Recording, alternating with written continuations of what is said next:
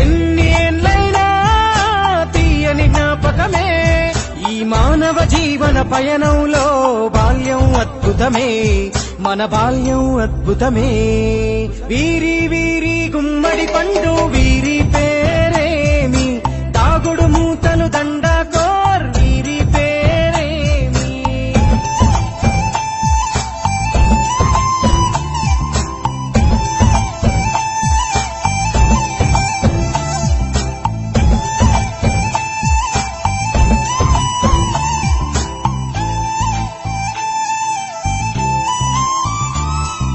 పంటలు పంచి దొంగను ఎంచి రేసాటాడితి మందరమే రేగడి మట్టిని ముద్దగా చేసి బొమ్మరిల్లే కట్టితిమే